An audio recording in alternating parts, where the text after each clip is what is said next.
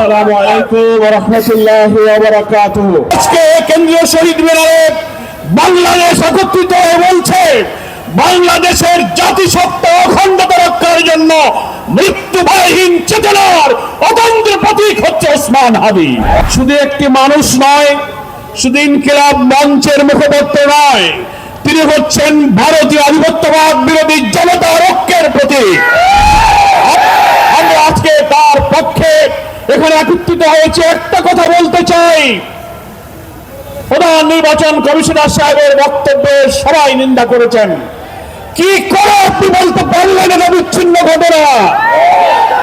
তফসিল ঘোষণার পরের দিন একজন জাতীয় সংসদ সদস্য পদপ্রার্থী বাংলাদেশের মানুষের চেতনার প্রতীককে প্রকাশ্যে দুপুরে গুলিবিদ্ধ করা কখনো বিচ্ছিন্ন ঘটনা হতে পারে না।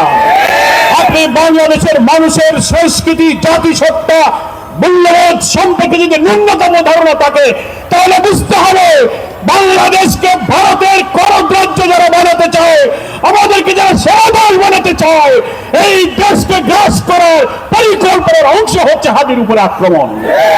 এটা বিচ্ছিন্ন নয়, এটা একটা প্যাকেজ প্রোগ্রাম। আমি বিস্মিত। আমি স্বরাষ্ট্রমন্ত্রীকে আজকে বলেছি, গতকালকে বলেছি, ডিজিএফআই, ডিবি, এসবি, এনএসআই হাজার হাজার কোটি টাকার বেতন দিয়ে, রাজস্ব ট্যাক্স খাজনার পয়সায় বেতন দিয়ে স্বাধীনতার 54 বছরে আপনারা মানুষের জাতিসত্তার জনগণের নিরাপত্তার জন্য একটি গোয়েন্দা তথ্য দিয়ে সাহায্য করতে পারেননি।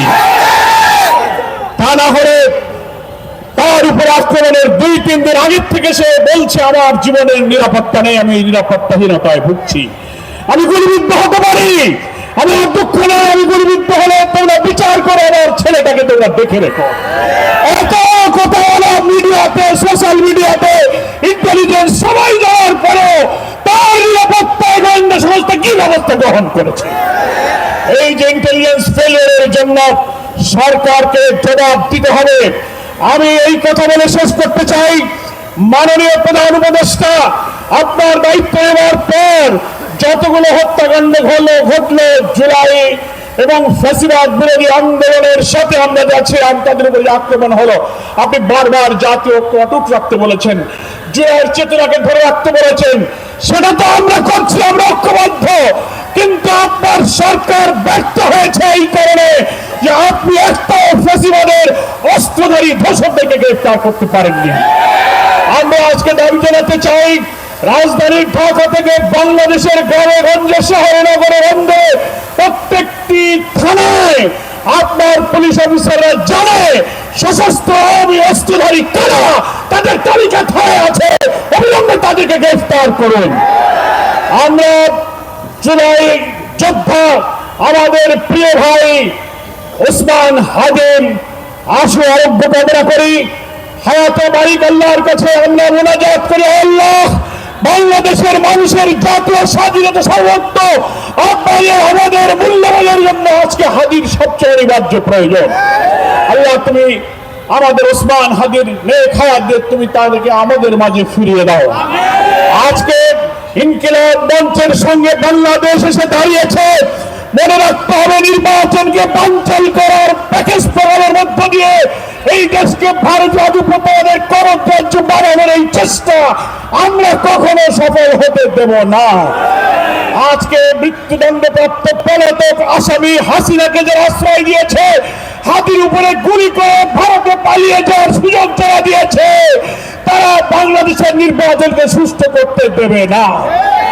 তারা হয়তো ভাবতে পারে আওয়ামী লীগকে ইলেকশনে আনো, ইনক্লুসিভ ইলেকশনের নামে, রিফাইন্ড আওয়ামী লীগের ইলেকশনের নামে টকশোতে সুশীলরা, বুদ্ধিজীবীরা কর্পোরেট হাউসে বসে বসে যে ন্যারেটিভ উৎপাদন করে হাতির দিকে টার্গেট করলেন।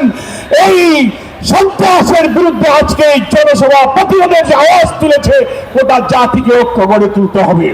নির্বাচন বানচাল করে এই দেশকে ভারতের কলোনি বানাতে আমরা দিতে রাজি নই। আজকে কেউ মনে করতে পারেন যে আওয়ামী লীগ তো বিদায় নিয়েছে, ইলেকশন করতে পারবে না, অন্য কোন দলকে আওয়ামী লীগ বানিয়ে ক্ষমতা আনা যায় কিনা এই স্বপ্ন আমরা পূরণ করতে দেব না।